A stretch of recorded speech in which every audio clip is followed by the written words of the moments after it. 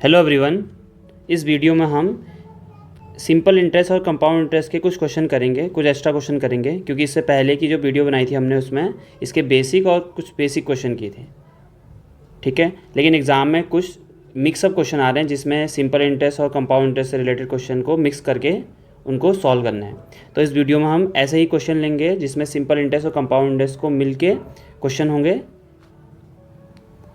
तो चलिए फिर शुरू करते हैं।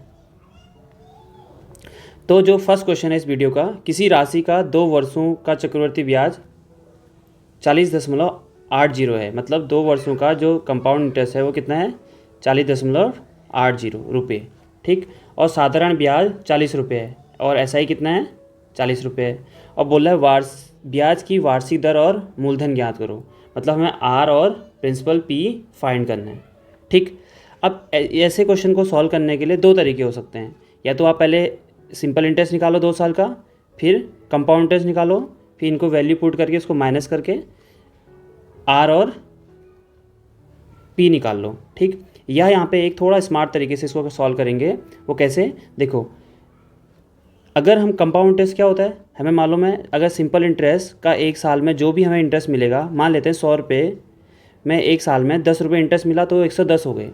ठीक, फिर अगले साल इस 10 का हम फिर से सिंपल इंटरेस्ट निकालेंगे तो कितना आएगा, जो भी वैल्यू आएगी वो डायरेक्ट इस 100 का अगर हम 2 साल के लिए कंपाउंड इंटरेस्ट निकालें वही होगा, है ना। तो सिंपल इंटरेस्ट और कंपाउंड इंटरेस्ट में डिफरेंस इतना होता है कि हर साल जो मिश्रधन बनता है या अमाउंट बनता है, मैं मूलधन नहीं बोल रहा हूँ, मिश्रधन बोल रहा हूँ, उसमें अगले साल उस पर सिंपल इंटरेस्ट, है ना। जैसे अगर मुझे सिंपल इंटरेस्ट निकालना हो 2 साल के लिए, तो या तो एक तरीका है कि मैं 2 साल के लिए इसको सॉल्व करूं, ठीक, टाइम को 2 ले लूं, या हर एक ईयर के लिए टाइम 1 लेके, जैसे मैंने एक साल में निकाला सिंपल इंटरेस्ट, फिर अगले साल उसी जो शुरू में 100 रुपये लिए थे मैंने, उसी 100 का दोबारा से इंटरेस्ट निकालता हूं और जितना टोटल इंटरेस्ट आया वो जोड़ करके आंसर लेता हूँ। ये तो हुआ सिंपल इंटरेस्ट। लेकिन कंपाउंड इंटरेस्ट में जो हमारा अमाउंट आता है उसमें हम अगले साल निकालते हैं।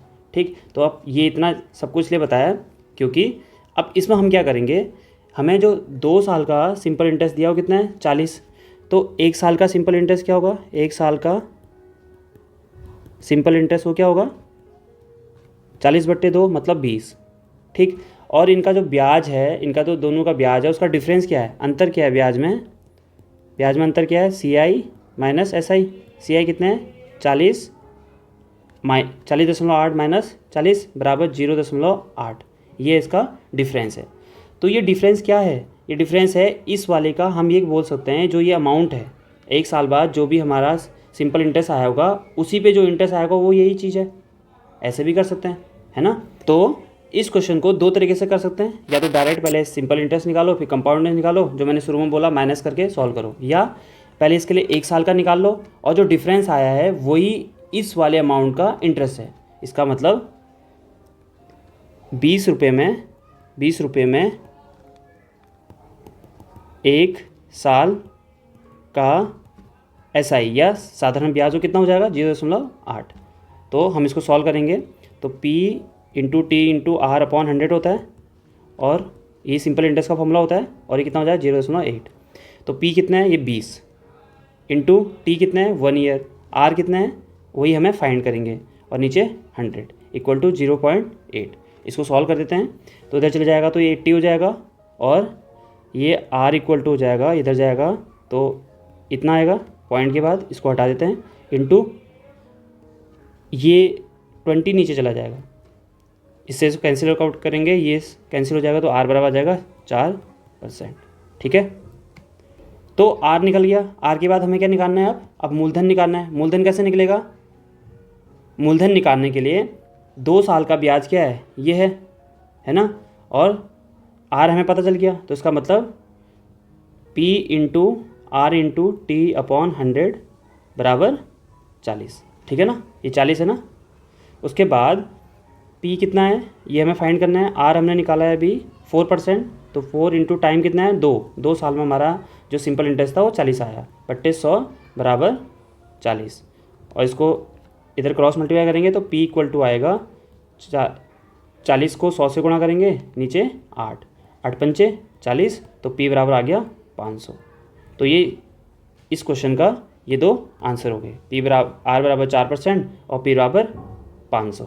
ठीक है, तो आप ऐसे भी कर सकते हो, और इसका जो नॉर्मल तरीका है, आप टेलीग्राम चैनल में बहुत से स्टूडेंट ने उसका सॉल्यूशन भेजा है, आप उससे भी देख सकते हैं, जो आपको अच्छा लगे उससे आप कर सकते हैं। ये सेम क्वेश्चन है 2016 में या 2012 में एक ऐसी क्वेश्चन आया था सेम, जिसमें दिया था चक्रवर्ती ब्याज और साधारण ब्याज का अंतर कुछ गिवन था और हमें मूलधन या आर बताना था। ठीक है, ये सेम क्वेश्चन है। अब यहाँ पे एक ये शॉर्ट ट्रिक है। ठीक है, हम शॉर्ट ट्रिक से नहीं करेंगे, इसको नॉर्मल सॉल्व करेंगे, उसके बाद देखेंगे शॉर्ट ट्रिक से कैसे सॉल्व करते हैं। अब इसका क्या फ़ायदा होगा, देखो कभी भी ऐसा क्वेश्चन आ जाए कि आपको रेट दिया हो और 2 वर्ष में साधारण ब्याज और चक्रवर्ती ब्याज के बीच जो डिफरेंस है वो दिया हो, ठीक, तो उसके लिए फॉर्मूला होता है अमाउंट इक्वल टू अंतर, अंतर मतलब डिफरेंस जो यहाँ पे दिया हुआ है 100/r का स्क्वायर। ठीक, अब ये क्या, इसका क्या यूज़ होगा, ये कभी कभी तब यूज़ हो सकता है जब आप क्वेश्चन सॉल्व कर रहे हो तो वो क्वेश्चन का आंसर सही है या नहीं है, तब आप देखने के लिए भी ट्राई कर सकते हो, या कोई MCQ सॉल्व करना है तब ट्राई कर सकते हो। बट एग्जाम में हम ऐसे नहीं कर सकते डायरेक्ट, आपको यहाँ पे प्रॉपर सॉल्व करना पड़ेगा। ठीक है, तो इसको करते हैं, कैसे करेंगे। हमें गिवन है R बराबर 5% और टाइम बराबर दिया है कितना, 2। हर मान लेते हैं लेट जो प्रिंसिपल है वो अमाउंट या मूलधन बोल सकते हो इसे, मूलधन वो कितना है, P है, मतलब प्रिंसिपल को हमने P ही ले लिया, सॉरी A ले लो, A ले लिया। ठीक है, तो अब क्या है गिवन, चक्रवर्ती ब्याज और साधारण ब्याज के बीच अंतर ये है। अब देखो साधारण ब्याज का फॉर्मूला क्या होता है, P into R into T/100 है ना, तो यहाँ पे P हमने लिया है A, R कितना है, R है 5 और ये कितना है, T है 2/100, तो यह आ जाएगा 10A/100। ये हमारा क्या आया, ऐसा ही आया। ऐसे ही कंपाउंड इंटरेस्ट क्या होगा, कंपाउंड इंटरेस्ट होता है P1 + R/100 की पावर T या N बोल सकते हो माइनस P, तो उसमें वैल्यू रखेंगे तो PA है 1 और R कितना है 5/100 और N कितना है 2 और PA हो गया। यहाँ से हम A कॉमन ले सकते हैं, तो ये आ जाएगा हमारे पास 105 गुणा 105/100 गुणा 100। 105 कैसे आया, इसको एलसीएम लेंगे तो 100 से 5 को प्लस करेंगे तो 105 आएगा, और स्क्वायर हो रहा है तो 2 बार लिख दिया, ऐसे नीचे 100 वाले को भी -1। ठीक, उसके बाद इसको सॉल्व कर दो, ये आएगा A, इसको मल्टीप्लाई करेंगे तो ये आएगा 110 और 25। देखो कभी ना पीछे से 5 हो, इसको सॉल्व करने का तरीका बहुत आसान होता है, 5 से 5 को गुणा कर दो 25 आएगा, और 10 से ज़्यादा क्या होता है 11, तो 10 से 11 करेंगे 110। ये शॉर्ट ट्रिक होती है, जब किसी नंबर के लास्ट में 5 होता है तो उसका आंसर इतना आता है डायरेक्ट, या तो आप मल्टीप्लाई करके चेक कर लेना, यही आएगा, तो अपॉन ये आएगा इतना -1। ठीक, ये आया हमारे पास कंपाउंड इंटरेस्ट। अब हमें क्या करना है, हमें जो क्वेश्चन में गिवन है वो दिखना है, क्या गिवन है, इनका बीच का डिफरेंस इतना है, तो अकॉर्डिंग टू क्वेश्चन या प्रश्नानुसार दो CI माइनस SI बराबर 1.5 ये क्वेश्चन में गिवन है। ठीक, अब हमें जो हमने निकाला है वो क्या है, A अपॉन 10,000 -1, और यहाँ से हमारे पास माइनस करके ये रहेगा 10A/100। ठीक, इक्वल टू 105। A यहाँ से कॉमन ले लो तो A कॉमन ले लेंगे, यह आ जाएगा 110 11,025 और नीचे 10,000 -1, और ये माइनस A हमने कॉमन ले लिया तो 10/100 बराबर 1.5। अब इसको यहीं पे सॉल्व कर लेते हैं। देखो ये A, एक मिनट है, इसको थोड़ा सा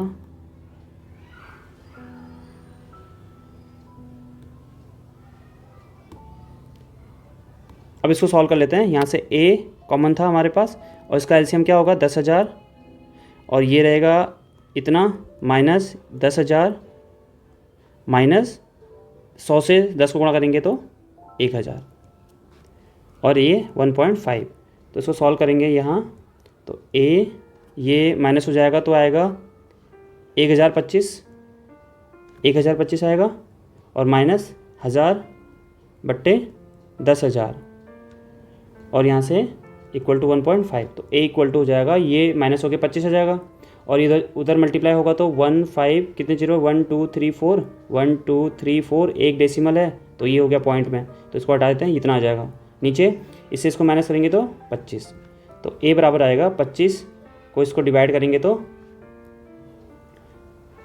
25 6 इतना आ जाएगा। तो जो मूलधन आया वो कितना आया अमाउंट, ये a क्या है हमारा मूलधन है, यही प्रिंसिपल था, शुरू में लिखा था हमने, अज्यूम किया था, तो इसका मतलब जो सम है या मूलधन है वो हमने निकाल लिया कितना 600 रुपये। ठीक है, तो ये इस क्वेश्चन का आंसर हो गया।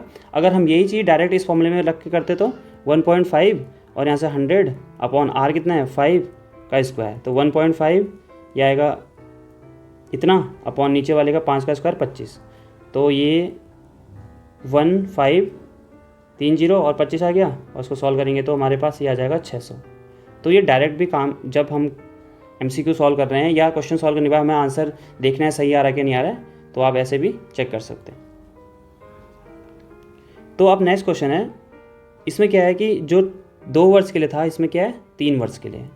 तो अब हम इस वाले क्वेश्चन को आपको खुद ट्राई करना है, 3 वर्ष वाले को कैसे सॉल्व करेंगे। ठीक, सेम चीज़ होगी जैसे अब ऊपर किया है, बट यहाँ पे एक ही चीज़ डिफरेंस हो जाएगा, यहाँ पे 3 आ जाएगा और ये 3 आ जाएगा, 2 की जगह पे 3, 2 की जगह पे 3। और अगर इसको आपको शॉर्ट में चेक करना है तो इसके लिए भी कुछ फॉर्मूला होता है शॉर्ट ट्रिक सॉल्व करने के लिए। ठीक है, तो आप ऐसे भी कर सकते हैं और इसको डायरेक्ट जैसे हमने ऊपर किया था वैसे भी ट्राई करना है। तो 2 साल के लिए 2 ईयर वाला पहले एग्जाम में आ चुका, हो सकता है 3 ईयर के लिए आ जाए, तो आपको इसको एक बार ट्राई कर लेना है। अभी नेक्स्ट क्वेश्चन है, ये भी आपको शुरू में जो क्वेश्चन सॉल्व किया था हमने स्टार्टिंग में, 2 वर्षों का साधारण ब्याज कुछ दिया था, उसमें 40 दिया था और चक्रवर्ती ब्याज दिया था 40.80।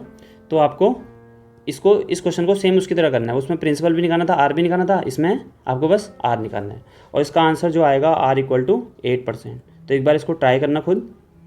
ठीक, अब ये क्वेश्चन देखते हैं, चक्रवर्ती ब्याज की दर से कोई रकम 2 वर्षों में इतने और 3 वर्षों में इतने हो जाता है तो प्रतिशत ब्याज की दर ज्ञात करनी है, तो हमें आर फाइंड करना है। तो 3 वर्षों के लिए जो कंपाउंड इंटरेस्ट के बाद जो अमाउंट हो जाता है वो कितना हो गया इतना, तो हमें अज्यूम कर लेते हैं, माना या लेट मूलधन बराबर P ले लिया हमने। ठीक, अब 3 वर्षों में इतना रुपये उसके चक्रवर्ती ब्याज की दर को जोड़ने के बाद हुआ है, इसका मतलब जो P प्लस 3 वर्षों का कंपाउंड इंटरेस्ट है वो कितना हो गया 5324 रुपये, ये गिवन है। दूसरा, इसको इक्वेशन 1 ले लो। ऐसे ही अगर दूसरा देखते हैं, P प्लस 2 वर्षों का कंपाउंड इंटरेस्ट वो कितना है 4840 रुपये। ठीक, देखो यहाँ पे क्या है, यहाँ पे 3 है और 2 है, जब भी ऐसे क्वेश्चन होंगे हमें उनको पहले ऐसे लिखना है, उसके बाद हमें 2 साल का तो पता है इतना रुपया है, तो तीसरे साल में क्या ऐड हुआ होगा इससे माइनस करके पता चल जाएगा। इसका मतलब तीसरे ईयर के लिए, तीसरे साल के लिए या तीसरे साल के लिए, तीसरे वर्ष के लिए कंपाउंड इंटरेस्ट इक्वल टू क्या हो जाएगा, इसमें से इसको माइनस कर देंगे तो आ जाएगा 4, यहाँ से 8, ये बच जाएगा, ये आएगा 4, तो ये इतना आएगा। ठीक, तो ये जो कंपाउंड इंटरेस्ट आया है वो किसका इंटरेस्ट है, किस अमाउंट पे या किस प्रिंसिपल पे इंटरेस्ट मिला है। देखो 2 साल बाद अमाउंट क्या हो गई थी ये, और इस पे जो इंटरेस्ट मिला होगा वो कितना है, ये रहा।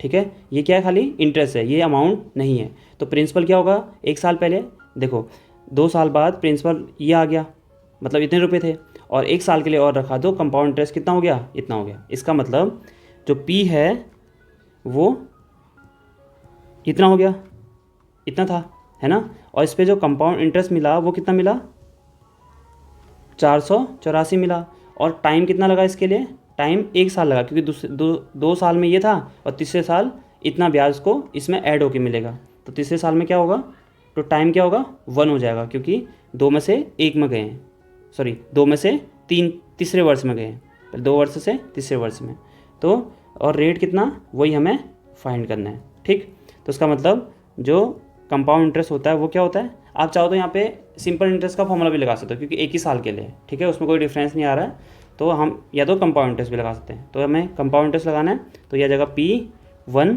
प्लस R/100 की पावर n और माइनस p, ठीक, क्योंकि ये अमाउंट का फॉर्मूला होता है और हमें कंपाउंड इंटरेस्ट निकालना है तो माइनस p कर देंगे। तो ये इसकी वैल्यू कितनी है 484 इक्वल टू p कितना है 4840 और 1 प्लस r हमें निकालना है अपॉन 100 और इसकी पावर कितनी है n की जगह पे कितना है, ये टाइम ही n होता है तो n की जगह पे 1 है, माइनस p कितना है 4840। अब एक काम करते हैं, ये 4840 को कॉमन ले लेते हैं, तो 4840 हमारे पास कॉमन आ गया और यहाँ से हमारे पास बचेगा 1 प्लस r अपॉन 100 माइनस 1। ये 1 कहाँ से आया, यहाँ से, तो ये दोनों कैंसिल हो गए और इसको हम नीचे शिफ्ट कर देंगे तो 484 upon 4840 equal to r upon 100। ये 100 का मल्टीप्लाई इधर हो जाएगा तो इसका मतलब r इक्वल टू आ जाएगा 48400 अपॉन 4840। इससे कैंसिल हो गया, इससे कैंसिल होगा तो 10 आ जाएगा। इसका मतलब r इक्वल टू 10%, क्योंकि हम रेट निकाल लेते तो ये परसेंट में आ जाएगा।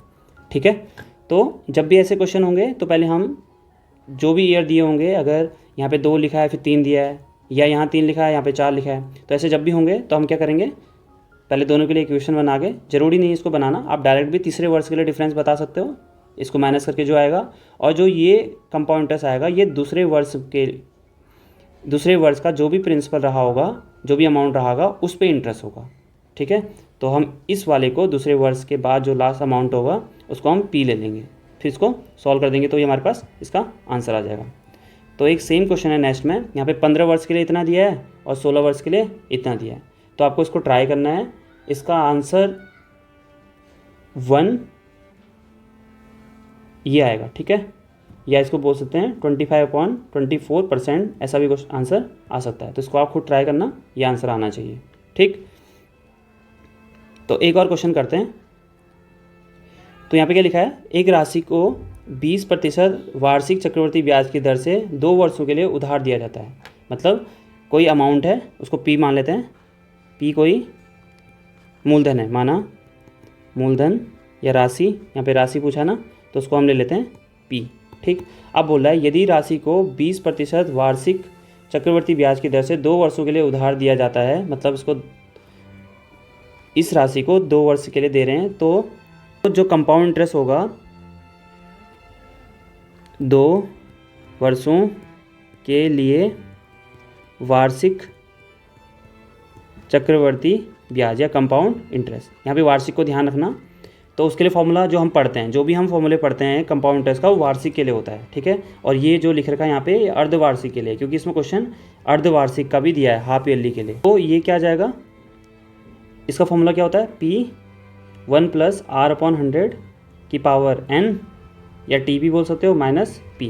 तो इसको सॉल्व करेंगे तो p 1 प्लस r कितना है, इस जो वार्षिक चल रहा है उसके लिए r कितना है 20, तो 20/100, और n कितना होगा, 2 वर्ष के लिए हो रहा है तो n है 2 माइनस p।